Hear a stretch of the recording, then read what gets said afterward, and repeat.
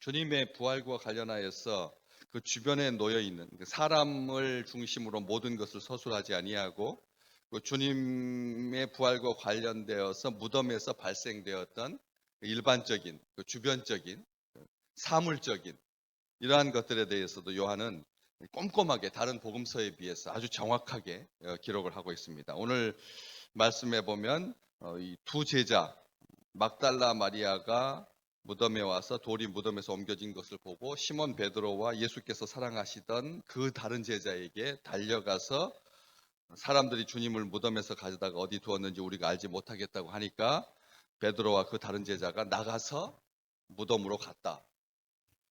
둘이 같이 다름질했다. 근데 그 다른 제자가 베드로보다 더 빨리 달려서 먼저 무덤에 도착했다.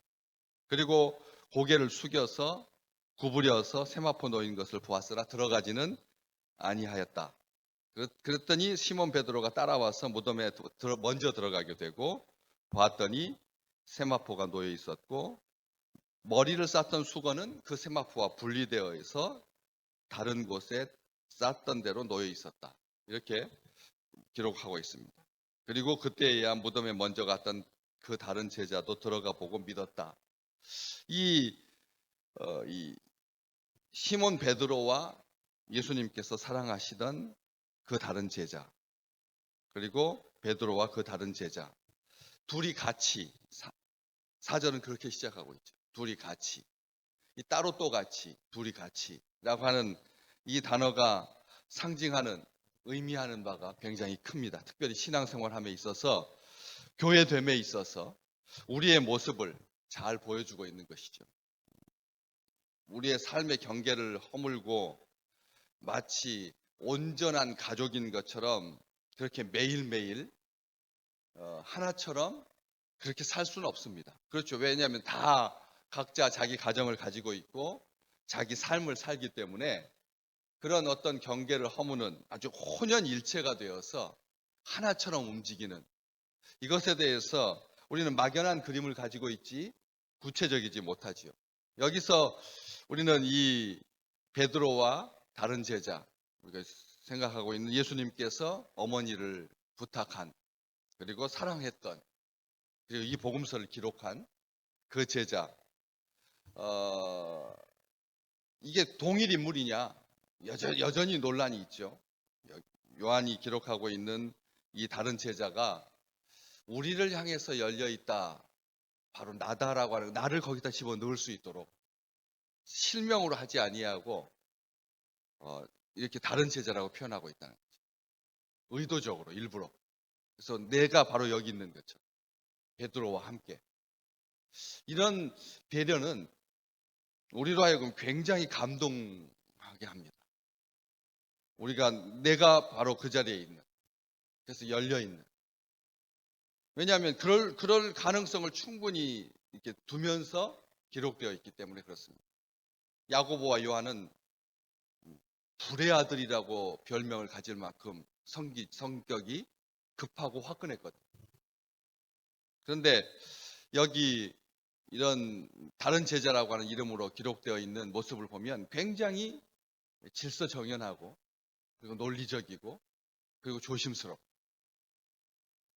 그 소식, 부활의 소식을 들은 게 아닙니다. 여기 말씀으로만 보자면 사람들이 예수님의 시신을 훔쳐서 시체가 없어졌다.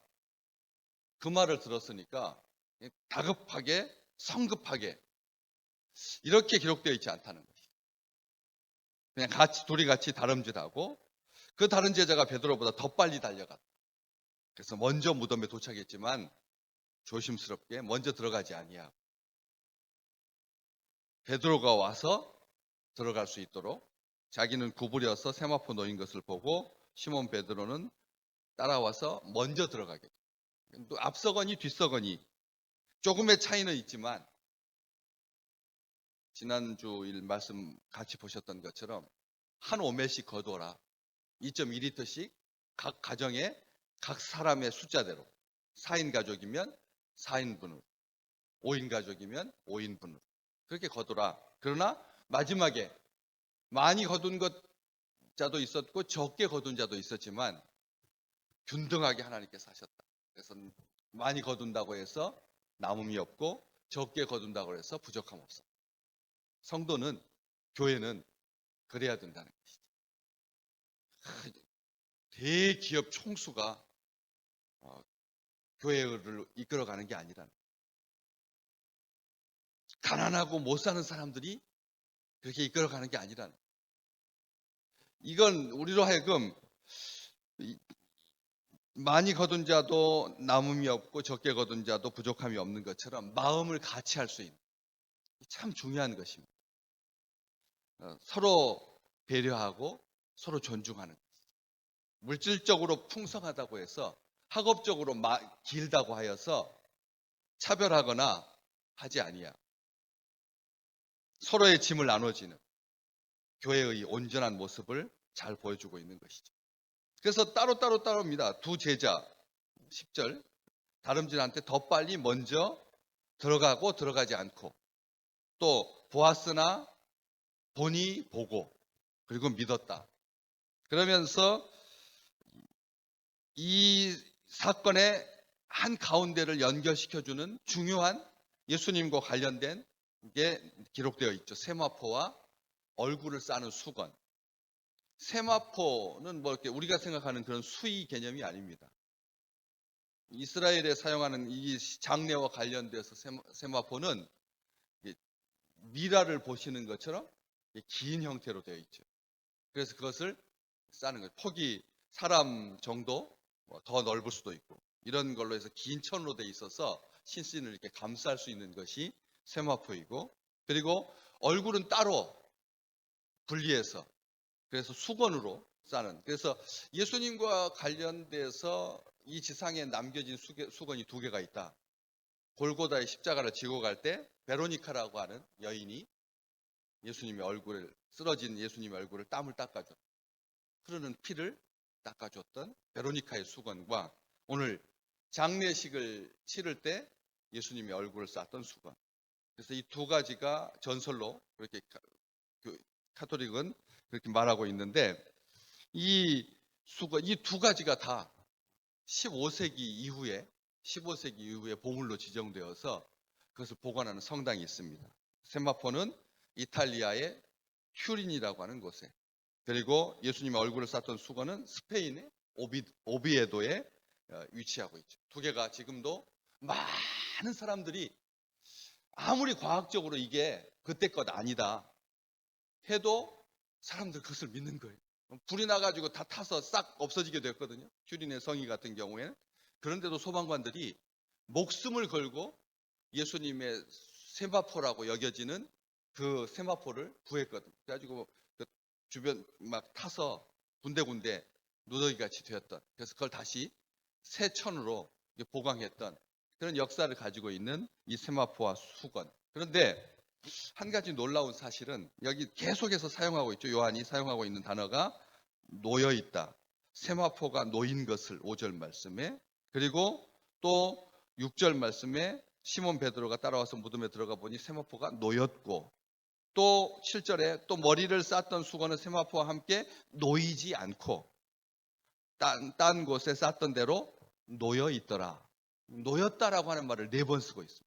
놓여 있다. 이 놓여 있다라고 하는 말은 아무렇게나 팽개쳐져 있다라고 하는 말이 아니죠. 놓여 있다라고 하는 말은 잘 정돈되어 있다, 그런 말입니다. 만약 예수님의 시신이 도난을 당했다면, 시신을 도난당할 때 여러분 경비병이 바깥에 서 있고 그 시신을 훔쳐가는 도둑이라고 한번 생각해 보십시오. 그러면 적어도 2사람 이상일 것입니다. 그렇죠. 한 사람, 예수님은 혼자서는 감당하지 못하니까 어쨌든 2사람 이상이 들어가서 예수님의 시신을 도둑질해야 될 텐데, 어떻게 도둑질하겠습니까? 세마포와 얼굴을 가린 수건이 싸져 있는 채입니까? 아니면 벗겨서입니까? 시신을 싼 그 세마포는 향료로, 침향으로 섞인 것으로 기름칠돼 있어가지고 몸에 딱 밀착돼 있고, 그리고 얼굴에, 온몸에 그렇게 핏자국, 기름자국 해서 그것을 바깥으로 드러나지 않도록 싼 거거든요.